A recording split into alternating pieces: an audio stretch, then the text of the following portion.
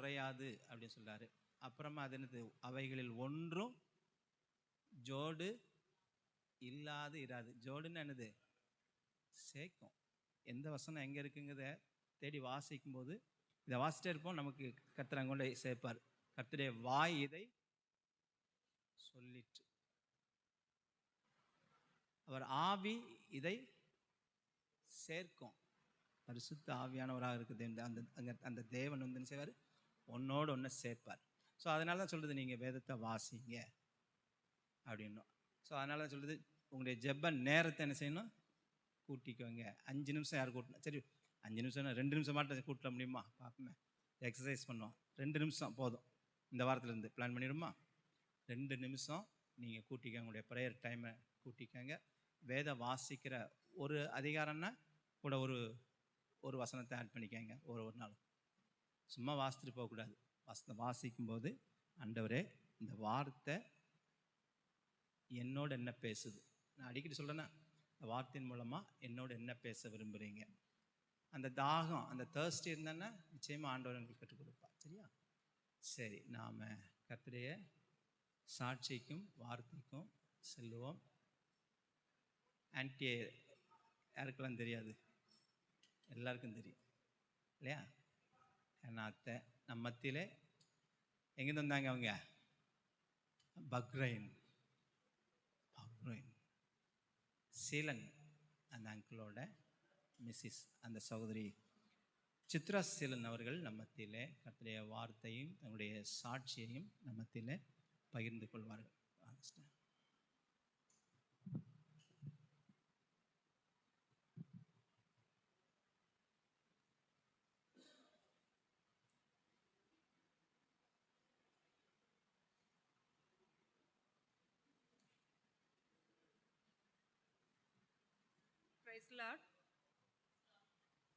I think எனக்கு என்ன எல்லாருக்கும் தெரியும்னு நினைக்கிறேன்.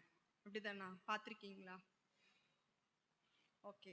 கர்த்தருடைய பெரிய கிருபையினால் உங்கள் முன்பாக வந்து நின்று இன்றைய தினத்தில் கூட என்னுடைய சாட்சியை பகிர்ந்து கொள்ளத்தக்கதாக தேவன் எனக்கு பாராட்டின இரக்கம் கிருபைகளுக்காக நன்றி செலுத்துகிறேன். என் பேர் சித்ரா, என்னுடைய ஹோம் டவுன் தூத்துக்குடி. உங்களுக்கு தெரிஞ்சிருக்கும், பிரதர் ராபின்சனோட லாஸ்ட்டு தங்கச்சி. நாங்கள் 3 பேர், நான் தான் லாஸ்ட்டு. எனக்கு மேரேஜ், நாங்கள் வந்து ரோமன் கேத்தலிக் பேக்ரவுண்ட். நான் ரட்சிக்கப்பட்டது ஆஃப்டர் மேரேஜ். எங்கள் மேரேஜ் வந்து 98 ரோமன் கேத்தலிக் சர்ச்சில் தான் நடந்தது. 2001 டிசம்பரில் அங்கிள் வந்து 2001 மேல ரட்சிக்கப்பட்டாங்க. நான் வந்து 2001 டிசம்பரில் ஆண்டரை ஏற்றுக்கிட்டேன். அந்த டைமில் எங்கள் சர்ச்சில் தூத்துக்குடி ரெகபோத்தில் பால் அங்கிள், பால், அவங்க அங்கே ஊழியம் செஞ்சுக்கிட்டு இருந்தாங்க. அந்த டைமில் தான் நான் ஆண்டரை ஏற்றுக்கிட்டேன். அங்கிள் வந்து டிசம்பரில் பக்சிங் அங்கிளுடைய அந்த டெஸ்டிமனி புக் எல்லாருக்கும் தெரிஞ்சிருக்கும், அந்த புக்கை வாசிக்கிறதுக்கு எனக்கு கொடுத்துருந்தாங்க. நான் அப்போ தான் அந்த ஸ்டார்டிங் அந்த டைமில் தான் நான் வந்து சர்ச்சுக்கு போக ஆரம்பித்தேன். அப்போ அந்த புக்கை நான் வாசிக்கும் பொழுது, அன்றைக்கி ஈவினிங்கே வந்து அந்த ஒரு சண்டே அந்த ஈவினிங்கே வந்து நான் அந்த புக்கை வாசிக்கும் பொழுது பக்சிங் அங்கிளோட டெஸ்டிமனி ஃபுல்லாக ஒரு தடவை வாசித்துட்டேன். பட் எனக்கு அதில் அந்த ஸ்டோரி மாதிரி இருந்ததை மட்டும் நான் புரிஞ்சுக்கிட்டேன். அப்புறமா திரும்ப அகெயின் சம் வேர்ட்ஸ் வந்து என்னைய டச் பண்ணுச்சு. அப்போ அதுக்காக அந்த பேஜஸை நான் திரும்ப எடுத்து வாசித்தேன்.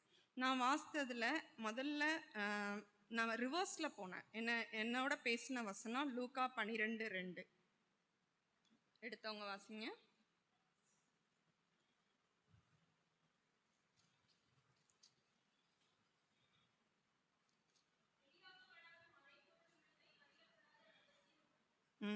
வெளியாக்கப்படாத மறைப்பொருளும் இல்லை, அறியப்படாத ரகசியம் இல்லை.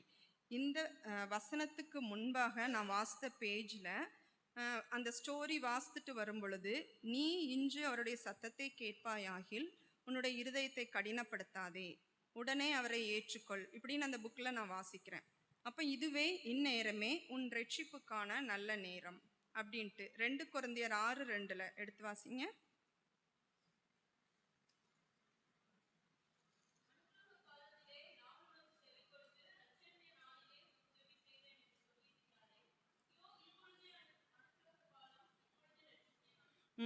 ஸோ நான் வந்து ஜஸ்ட்டு சபைக்கு ஒரு 2-3 மந்த்ஸாக தான் அதுக்கு முன்னாடி போய்கிட்டு இருக்கிறேன்.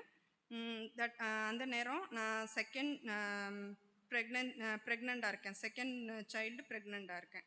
அப்போ அந்த டைமில் 3 மந்த்ஸ் கிட்ட போய்கிட்டு இருக்கும் பொழுது ஆண்டோடைய இந்த வார்த்தைகள் வந்து என்னோட பேசுது. எனக்கு வந்து ரொம்பலாம் அந்த டைமில் ரொம்ப பாரமாலாம் பைபிள் வாசிக்கவோ ஜெபம் பண்ணவோ ரொம்பலாம் தெரியாது. ஸோ இந்த வசனம் இதுவே ரட்சணிய நாள். அப்போ அந்த வார்த்தை என்னை தொட்டுது. ரட்சிப்புனா என்னது, எதுக்காக அந்த ரட்சிப்பை நான் எதுக்காக பெற்றுக்கொள்ளணும் அப்படின்னு சம் கொஸ்டின்ஸ் எனக்குள்ளே போச்சு. தொடர்ந்து அந்த புக்கை வாசிக்கும் பொழுது அடுத்த லைன்லேயே வருது, தேவனுடைய ஆவி மனுஷனோடு போராடி கொண்டிருக்க மாட்டாது. ஜெனிசிஸ் 6:3, ஆதியாகமம் 6:3.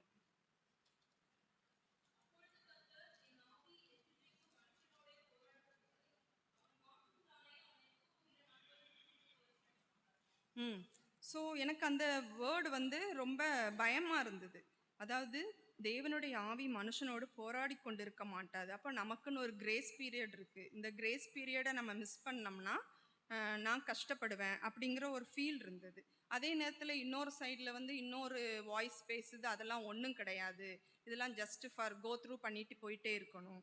பட் எனக்கு ஒரு பயம், எனக்குள்ள ஒரு பயம் இருந்தது. அதுக்கப்புறமா அந்த புக்கை நான் வாசிக்கும் பொழுது நீ அதை வந்து ஓவர் கம் பண்ணாமல் அதை வந்து ஒன்றும் இல்லைன்னு இக்னோர் பண்ணனா என்ன நடக்கும்? ஒரு நாள் வரும், அப்பொழுது உன் எலும்பு முதலாய் பாவக்கரையால் நிறைந்து அழுகி நாற்றம் எடுக்கும். நீ மறைத்து வைத்த எல்லா பாவங்களும் துர்க்குணங்களும் வெளியரங்கமாகும். ஸோ இது எனக்கு வந்து பயத்தை கொடுத்தது. மீன்ஸ் நம்ம வந்து உங்களுக்கு நான் எத்தனை பேருக்கு தெரியும்னு தெரியாது, ரோமன் கேத்தலிக் சர்ச்சில் வந்து இந்த கம்யூனியன் வாங்கினதுக்கப்புறம் weekly once or monthly once போயிட்டு கன்ஃபெஷன் பண்ணணும் அந்த ஃபாதர்கிட்ட, ப்ரீஸ்ட்டு. அப்போது நம்ம வந்து அவங்களுக்கும் நம்ம ஃபாதர் அதில் உட்காந்துருப்பாங்க, பக்கத்தில் வந்து ஒரு ஸ்க்ரீன் மாதிரி இருக்கும், அது வழியாக நம்ம பாவத்தை சொல்லணும். அவங்களும் நம்மளை பார்ப்பாங்க. பட் என்னதான் இருந்தாலும் மனுஷன்ட்ட நம்ம அறிக்கை செய்யும் பொழுது ரொம்ப கிளியராலாம் பேச மாட்டோம், அப்படி தானே? எல்லாத்தையும் உண்மையை சொல்லுவோமா? சொல்லுவீங்களா? சொல்ல மாட்டோம், அப்படி தானே? மறைப்போம். என்னெல்லாம் சொல்லுவோம்? அதிகமாக போனால் சொல்லுங்களேன். இப்போ என்னெல்லாம் பாவம் செய்றீங்கன்னு கேட்டால் என்னெல்லாம் சொல்லுவீங்க?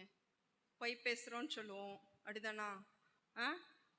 சின்ன சின்ன காரியங்கள் தான் சொல்லுவோம். ஆனால் அதை விட நமக்கு தெரியும், நம்ம இதை சொன்னோம்னா அவர் என்ன நினைப்பாரு, நம்மளை பற்றி தப்பாக நினைப்பாரு அப்படின்னு நினைப்போம். ஸோ அது மாதிரி வெளியாக்கப்படாத மறைபொருளும் இல்லை, அறியப்படாத ரகசியம் இல்லை. அப்போ உன் பாவ செயல்களை விட்டு அவருடைய விலையேற பெற்ற ரத்தத்தினால கழுவப்பட நீ ஆயத்தமானேன்னா அதை எப்படி நீ வந்து உன்னைய வந்து நீ தாழ்த்தி பண்ணணுங்கிற அந்த வார்த்தை வந்து எனக்கு ரொம்ப என்னை வந்து தொட்டதாக இருந்தது. அந்த வார்த்தைகள் முழங்காலில் நின்று உன்னுடைய பாவத்தை எல்லாம் ஆவியானவர் உனக்கு உணர்த்துவார். அந்த நேரத்தில் நீ பாவங்களை அறிக்கை செய்தேன்னா ஆண்டு வந்து உன்னுடைய பாவங்களை எல்லாம் மன்னிப்பார் அப்படின்னு சொல்லிட்டு அந்த புக்கில் அந்த கண்டினியூவாக நான் வாசித்துட்டு வரேன். சங்கீதம் 32:5.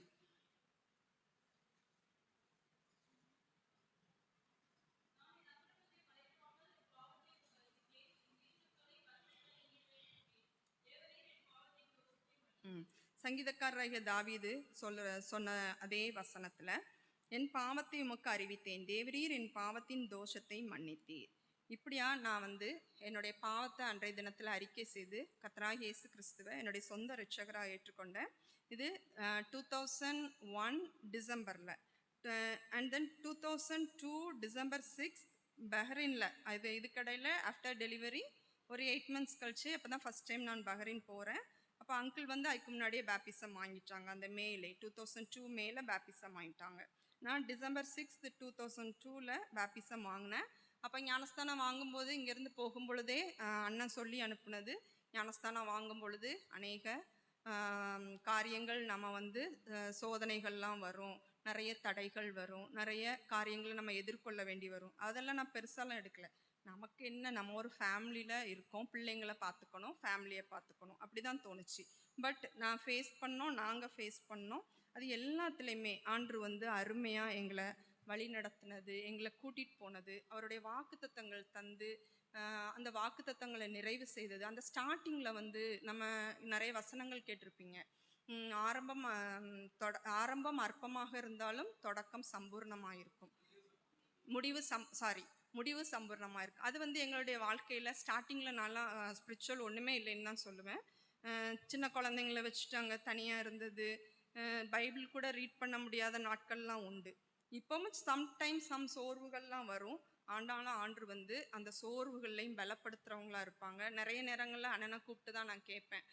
இப்படி இப்படி ப்ராப்ளங்கள் நாங்கள் கடந்து போகும்போது என்ன பிரச்சனை வந்தாலும் சம்டைம்ஸ் கோவம் வரும். நீங்களும் ஃபேஸ் பண்ணியிருப்பீங்க. அங்கிள் சொல்லும் பொழுது எதை எடுத்தாலும் ஜெபம் பண்ணு, ஒரே வார்த்தை தான், ஒரே வார்த்தை தான், ஜெபம் பண்ணு, அதுக்கு பதில் தருவாங்க. பட் நிறைய நேரங்களில் அந்த இடம் கடினமாக இருந்தாலும் அந்த விண்ணப்பம் கேட்கப்படும் பொழுது அது ஆண்டோடைய நாமத்துக்கு மகிமையாக தான் நாங்கள் ஃபீல் பண்ணியிருக்கோம். நிறைய காரியங்கள் நாங்கள் வந்து அதில் கடந்து வந்திருக்கோம், ஃபேமிலியாக அஸ் அ பர்சனலாக கூட. இப்போ நீங்களும் கூட உங்கள்கிட்ட நான் ஒரு சில கொஸ்டின் கேட்க விரும்புகிறேன். இப்போ நீங்கள் எல்லாரும் யங்ஸ்டர்ஸாக இருக்கிறீங்க, ஸ்கூல் படிக்கிறீங்க. இதில் யாரெல்லாம் ஸ்கூலு 10th 12th எழுதுவீங்க அப்படி தானா? 10th 11th 12th போர்டு எக்ஸாமுக்கு ரெடி ஆகிட்டு இருக்கீங்க, எழுதிட்டு இருக்கீங்க. காலேஜ் படிக்கிறீங்க, ஹையர் ஸ்டடீஸ் படிக்கிறீங்க, சிலர் வேலைக்கு போய்கிட்டு இருக்கீங்க, ரெடி ஆயத்தமாகவும் இருக்கிறீங்க. ஓகே, நீங்கள் எல்லாருமே பிரச்சனைகள் நம்ம எல்லாருமே கடந்து வருவோம். ஸ்கூல் படிக்கும் பொழுது ஸ்கூல் ரொம்ப டஃப்பாக இருக்கிற மாதிரி இருக்கும். காலேஜ் படிக்கும்பொழுது இதை எப்படா கடந்து வரும். இது ரெண்டையும் கடந்து வரும்பொழுது பெரிய டார்கெட் என்னது? ஜாப் கிடைக்கணும். பொம்பளை பிள்ளைங்களோட பையங்களுக்கு பெரிய டார்கெட் அதுதான், அப்படி தானே? என்ன நம்மளை என்ன நினைப்பாங்க, ஃபேமிலி என்ன நினைக்கிறோம், நம்மளுடைய என்விரான்மெண்ட்டில் நம்மளை என்ன நினைப்பாங்க, நம்மளுடைய சரௌண்டிங் நம்மளை எப்படி ஃபீல் பண்ணுவாங்க, எல்லாத்துக்கும் மேலே சபை நம்மளை எப்படி பார்க்கும். அப்போ தான் எல்லோரும் குத்தி காட்டுவாங்க, நீ இன்னெல்லாம் சேட்டை பண்ணல, அதனால தான் உனக்கு இன்னும் வேலை கிடைக்கல, அதனால தான் இன்னும் உனக்கு பிளேஸ்மெண்ட் ஆகலை சொல்லுவாங்களா இல்லையா? பேரண்ட்ஸுக்கு கீழ்ப்படியலை நான்லாம் நிறைய சொல்லுவேன் என் பிள்ளைங்களை. சரியா? எனக்கு 2 பசங்க. பெரியவன் யூகேல இருக்கான், சின்னவன் வந்து பிகாம் படிச்சுட்டு அவனும் வேலை பார்க்குறான் சென்னையில். ஸோ வாக்குத்தத்தங்கள் குறித்து நாங்கள் அநேக வாக்குத்தத்தங்கள் ஆண்டவர் எங்களுக்கு தந்து அதை நிறைவேற்றியிருக்கிறாங்க. பர்லினில் இப்போ நாங்கள் அற்பமாக ஆரம்பித்தோம் எங்களுடைய வாழ்க்கையை ஆண்டருக்குள்ளாக. ஆண்டர் இப்போ வந்து அதை ஆசீர்வாதமாக எங்களை அந்த பகுதியில் வச்சு ஊழியத்திலையும் உபயோகப்படுத்தி வர்றாங்க. உங்களுக்கு இந்த வாலிப வயசில் என்னுடைய அது அட்வைஸ்ன்னு சொல்ல வேண்டாம், ஜஸ்ட்டு ஒரு யோசனைன்னு கூட நீங்கள் எடுத்துக்கலாம். தயவு செய்து இப்போ நீங்கள் எப்படி கர்த்தருடைய வீட்டில் என்கரேஜாக இருக்கீங்களோ, உங்களுடைய ஊழியக்காரங்களுக்கும் உங்களுடைய சபையாருக்கும் உங்களுடைய வீட்டில் உங்கள் பேரண்ட்ஸுக்கும் கீழ்ப்படிதலாக, இந்த நாட்களில் கீழ்ப்படிதல்னாலே உங்களுக்குலாம் கோவம் வரும் இந்த இந்த ஏஜுக்கு, அப்படி தானா? ஒருத்தி என்னை பார்க்கா முறைக்கிறா. ஸோ கீழ்ப்படிதல் அது ரொம்ப இம்பார்ட்டன்ட். சரியா? நெக்ஸ்ட்டு பேரண்ட்ஸ் சொல்கிறதுக்கு அவங்க எதுக்காக சொல்கிறாங்கன்னு ஜஸ்ட்டு கேளுங்க. அடுத்தது ஆண்டருக்காக நீங்கள் வந்து ஒப்பு கொடுங்க. இந்த வயசில் நீங்கள் உங்களை தாழ்த்தி இந்த இடத்துல இருக்கிறீங்க. என் பையன் 2வது லோன்லாம் யூத் மீட்டிங்கில் உட்கார மாட்டான். நான் வந்து அதை ஃப்ராங்காக சொல்கிறேன். ஸோ இதெல்லாம் உங்களுக்கு ஆசீர்வாதம். இப்போ கஷ்டமாக இருந்தாலும் இதனுடைய பலன் நீங்கள் ஒரு நாள் அனுபவிப்பீங்க. ஈவன் ஆண்டவர் உங்களை ஃப்யூச்சரில் வேறு இடங்களில் சபைகளில் உங்களை கொண்டுட்டு போய் வேலை நிமித்தமாக நீங்கள் இருக்கும் பொழுது உங்களை வந்து உபயோகப்படுத்த நிறைய வாய்ப்புகள் இருக்குது. அதனால் தயவு செய்து இந்த நாட்களில் நீங்கள் கீழ்ப்படிதலோட சபையாருக்கும் ஊழியக்காரங்களுக்கும் உங்களுடைய வீட்டுக்கும் கீழ்ப்படிஞ்சிருங்க. அது ஆன்ட்டியோட ரெக்வெஸ்ட். இன்னொன்று, லாங்குவேஜ் ரொம்ப இம்பார்ட்டன்ட். இன்னைக்கு நான் 1-2 பேர் இங்கிலீஷில் ஒர்ஷிப் பண்ணுறதை கேட்டால் ரொம்ப சந்தோஷமாக இருந்தது. தயவுசெய்து லாங்குவேஜ் இம்ப்ரூவ் பண்ணிக்கிறோங்க. ஏன்னா நாங்கள்லாம் வந்து அடுத்த ஜென்ரேஷன், இப்போ நாங்கள் இருக்கிற இடத்துல எங்களுக்கு அடுத்த ஜென்ரேஷன், இங்கெல்லாம் உங்களுக்குலாம் சிங்கிள் லாங்குவேஜ், எங்களுக்கு அங்கே இங்கிலீஷ் தமிழ் கிடையாது. நாங்கள் ஒரே ஒரு தமிழ் ஃபேமிலி தான். இங்கிலீஷ், தெலுங்கு, நேபாளி, இந்த 3 டிரான்ஸ்லேஷன் இருக்கும். அப்போது இப்போ இந்த ஜென்ரேஷன் நீங்கள் எழும்பி வந்து ஆண்டருக்காக ஆண்டர் உங்களுக்கு கொடுத்துருக்கிற தாளந்துகளை நீங்கள் உபயோகிக்கும் பொழுது தான் ஆண்டோடைய நாமம் மகிமை அடையும். ரட்சிக்கப்பட்டதோட நம்மளுடைய லைஃப் முடியலை. அதுக்கப்புறம் என்ன இருக்குது? ஆண்டோடைய வருகை மட்டுமாக, அவர் வருகை வரையிலுமாக நம்ம வந்து ஆண்டருக்காக உழைக்கணும், நிற்கணும், சாட்சியாக இருக்கணும். அப்படி தானா? ஸோ நீங்கள் உங்கள் லாங்குவேஜை இம்ப்ரூவ் பண்ணுங்கள். அது உங்களுக்கும் பிரயோஜனமாக இருக்கும். ஆண்டருடைய வீட்டில் சாட்சியாக நீங்கள் நிற்கிறதுக்கும் அது ரொம்ப யூஸ்ஃபுல்லாக இருக்கும். தயவுசெய்து நீங்கள் எல்லாருமே பாய்ஸ்னால் வெக்கப்படாதீங்க. மிஸ்டேக்ஸ் இருக்குன்னா அதை நம்ம கரெக்ட் பண்ணிக்கலாம். ஒன் அனதர், நீங்கள் வந்து நல்லா லாங்குவேஜ் தெரிஞ்சவங்க கொஞ்சம் டல்லாக பேசுகிறவங்களுக்கு ஹெல்ப் பண்ணுங்கள். கரெக்ஷன், இப்போ தப்பாக ஒர்ஷிப் பண்ணும்பொழுது இந்த வேர்டை நீ மாற்றிக்கலாம். அப்போ நெக்ஸ்ட் டைம் அது வந்து நம்ம ரியலைஸ் பண்ணுவோம். அப்படி தானா? ஸோ ஒருத்தங்க என்கரேஜ் பண்ணி இந்த லாங்குவேஜ் விஷயத்தில் எல்லோரும் ஹெல்ப்ஃபுல்லாக இருங்க. பாய்ஸ் நீங்களுமே வந்து இங்கிலீஷில் ஒர்ஷிப் பண்ணுறதுக்கு பிரயாசப்படுங்க. சரியா? வெக்கப்படுறதுக்கு ஒன்றுமே இல்லை. லாங்குவேஜ் நீங்கள் பின்னாடி வரும்பொழுது ஹிந்திலாம் நமக்கு வந்து யாருக்கெல்லாம் ஹிந்தி தெரியும்? பேசுவீங்களா? Very good. வேறு எத்தனை பேர் இருக்கீங்க? 2 4 6 8 10 11 13 15 16 பேரில் ஒரு ஆளுக்கு தான் ஹிந்தி தெரியும். ஆ கேட்கல. இருந்தானா இல்லையோ லாங்குவேஜ் படிச்சிருக்கான்ல, அப்ப அவன் அந்த டைம்ல எப்படி கஷ்டப்பட்டிருப்பான், அவனோட எக்ஸ்பீரியன்ஸ் கேளுங்க தெரியும்.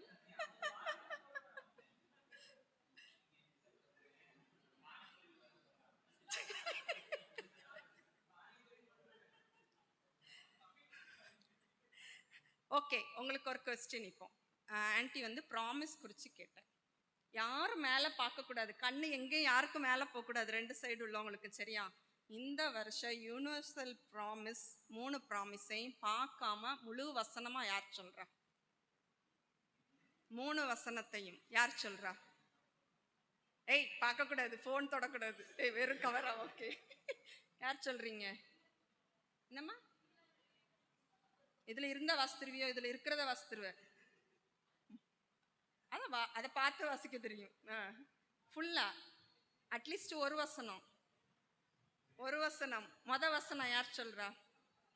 ஜான் 3 John 2 யார் சொல்றா?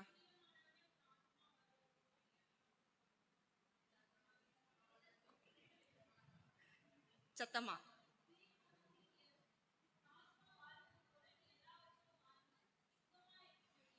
வேண்டுகிறேன். Okay, clap. ஓகே, சொன்னதுக்காக. சரியா? அடுத்து செகண்ட்.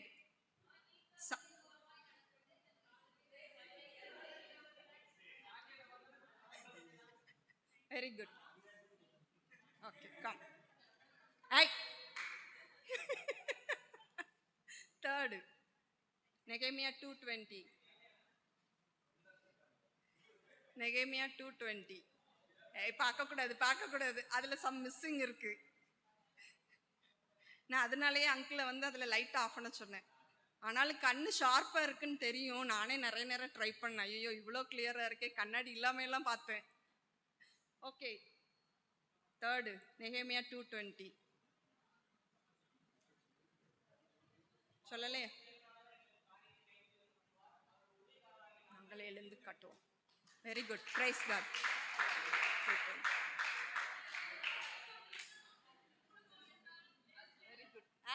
ஓகே, இப்போ அடுத்தது. சரி, கவனிங்க. ஃபேமிலி ப்ராமிஸ், உங்களுடைய வீட்டில் உள்ள ஃபேமிலி ப்ராமிஸ் யாருக்கு தெரியும்? என்னம்மா? ஐயோ, அப்ப சாக்லேட் சேவ் ஆகுதே. என்னம்மா?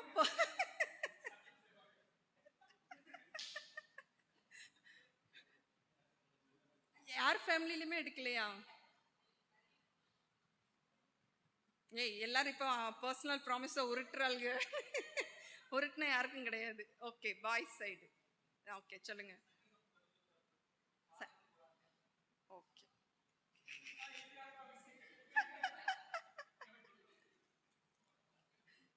வேற?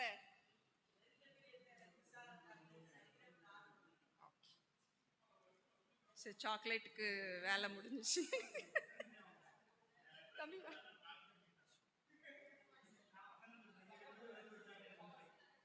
தயவு செய்து இந்த வாக்குத்தத்தங்களை யூனிவர்சல் ப்ராமிஸ் அந்த டைம், அதாவது ஜான்வரியில் வர யாரெல்லாம் ஊழியத்துக்கு வர்றாங்களோ எல்லாருமே அந்த அந்த வசனம் வச்சு தான், வாக்குத்தத்தம் வச்சு தான் மெசேஜ் எடுப்பாங்க. அதோட ஸ்டாப் பண்ணாதபடிக்கு நம்ம தொடர்ந்து அந்த வாக்குத்தத்தங்களுக்காக ஜெபம் பண்ணுவோம். எதுக்காக வாக்குத்தத்தம் எடுக்கிறாங்க? காட்ஸ் வேர்ட் தானே. ஜான் 1:1 என்ன சொல்லுது? அந்த வார்த்தை தேவனிடத்தில் இருந்த வார்த்தை தேவனாக இருந்தது. ஓகே, எல்லாமே காட்ஸ் வேர்டு தான், அப்படி தானே? காட்ஸ் வேர்டு என்ன பண்ணும்? நம்மளோட பேசுமா பேசாதான்? பேசும். இன்னைக்கு கூட அங்கிள் வந்து ஒரு டெஸ்டிமனியில் கூட சொன்னாப்ல, தியோடர் அங்கிள் என்ன செய்வாங்களாம், அவங்களுடைய டெஸ்டிமனி என்னது? யாரை ஃபஸ்ட்டு பார்த்தாலும், நான் அதில் கூட அவங்களுடைய ஃபியூனரல் சர்வீஸில் கூட பார்த்தேன். ஒரு பிரதர் சொல்கிறாங்க, ஃபஸ்ட்டு பார்த்த உடனே ப்ரைஸில் சொல்லாத, நீ இன்னைக்கு எத்தனை அதிகாரம் வாசித்திருக்கேன்னு முதல்ல சொல்லு அப்படின்வாங்க. ஸோ இன்னைக்கு யாரெல்லாம் இன்னைக்கு டெய்லி போர்ஷன் வாசித்தீங்க? ஒரு ஆள் சாக்லேட் சாப்பிட ஆரம்பிச்சிட்டு,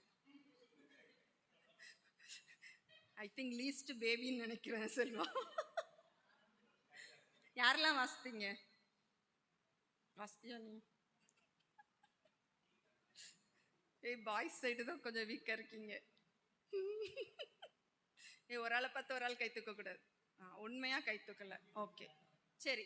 இனிமேல் இன்னிலிருந்து சரியா, நீங்க டெய்லி, அது சண்டே மாத்திரம் இல்லை, கேட்பாங்கங்கிறதுக்காக மாத்திரம் இல்லை, டெய்லியுமே ஆண்டோடைய வார்த்தையை எப்போவுமே அங்கிள் எல்லாருமே சொல்லுவாங்க. பழைய ஏற்பாட்டில இருந்தும் புதிய ஏற்பாட்டில இருந்தும் நம்ம வந்து எப்போவுமே டெய்லி போர்ஷன், ஃபேமிலி போர்ஷன் இல்லாமல் டெய்லி போர்ஷனும் டெய்லி வாசிக்கணும். சரியா? இன்னொரு ஆன்ட்டிக்கு ஒரு சின்ன பாரம், நாங்கள் கடந்து வர சூழ்நிலைகள் நிமித்தமாக சொல்கிறோம். இன்னைக்கு கூட அங்கிள் வந்து 3rd மெசேஜில், அதனால தான் நான் அதை மென்ஷன் பண்ணுறேன். ஒன்று சொன்னாங்க, தியோடர் அங்கிள் இன்னுமா பாண்டியன் அங்கிள் எப்படி அவங்க ஊழியக்காரங்க அப்படிதானா, அவங்க எப்படி ஆண்டோடைய பிள்ளைங்களை கனம் பண்ணாங்க, அதுக்கு பெரிய டெஸ்டிமனி இல்லையா? ஸோ நம்மளுடைய வாழ்க்கையில் இன்னைக்கு எப்போவுமே நானும் கேள்விப்பட்டிருக்கேன், 1000 ரூபாயில் 10ல் ஒரு பங்கு கொடுக்கறது ரொம்ப கஷ்டமா, ரொம்ப ஈஸி அப்படிதானே? அதே இது 1 லட்ச ரூபாயில் கொடுக்கும் பொழுது கொஞ்சம் வலிக்கும். ஐயோ 10,000 ரூபாய் போடணுமோ அப்படின்னு. அப்படி நினைக்காதபடிக்கு நாங்கள்லாம் அதுக்கு சாட்சியாக இருக்கோம். ஸ்டார்டிங்கில் நான் ஃபீல் பண்ணது கிடையாது தொடக்கத்துல இருந்தே. ஏன்னா வந்து அங்கிள் வந்து எப்போவுமே சொல்லி கொடுத்தது, ஸ்டார்டிங்கில் சொல்லி கொடுத்தது, கர்த்தருடைய பங்கை இந்த கைக்கு போடுறது தெரியாமல் நீங்கள் போட்டிங்கன்னா அதனுடைய ஆசீர்வாதம் நாங்கள் வந்து அதுக்கு சாட்சிகளாக இருக்கோம். சரியா? அது மாதிரி உங்களுடைய ஜீவியத்திலும் அந்த டேஸ்ட்டு, கர்த்தர் நல்லவர் என்பதை ருசித்து பாருங்கள், ருசி பார்த்து அறிந்து கொண்டோம் பாட்டு கூட பாடினீங்க. அது மாதிரி நீங்கள் கொடுத்து பாருங்கள், ஆண்டவர் உங்களுக்கு என்ன ரிட்டன் கிஃப்ட் கொடுப்பாங்கன்னு சொல்லி. இப்போ ஒரு மேரேஜுக்கெலாம் போனால் இப்போல்லாம் நம்ம கிஃப்ட் வைக்கிறதுக்கு return gift most of them கொடுக்குறாங்க. அப்படி தானே? கொடுக்காங்களா இல்லையா? உலக பிரகாரமாக இப்போ வந்து பெருமைக்காக கொடுக்குறாங்க. நம்ம ஆண்டவர் அப்படியா? கிடையாது. அவர் வந்து எல்லாத்தையும் சமமாக தான் பார்க்குறாரு. பெரிய ஊழியக்காரங்களானாலும் சரி, நம்ம கடை நிலையில் இருந்தாலும் சரி, நம்மளை எல்லாரையும் ஒன்று போல தான் பார்க்குறாங்க. 2 Chronicles 25:9, 2 நாளாகமம் 25:9.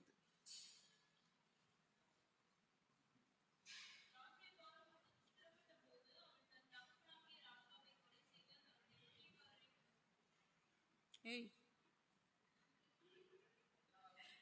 2 நாளாகமம் 25:9 லாஸ்ட் போர்ஷன், அதை பார்க்கிலும் கர்த்தர் உமக்கு கொடுக்கக்கூடும் என்றான்.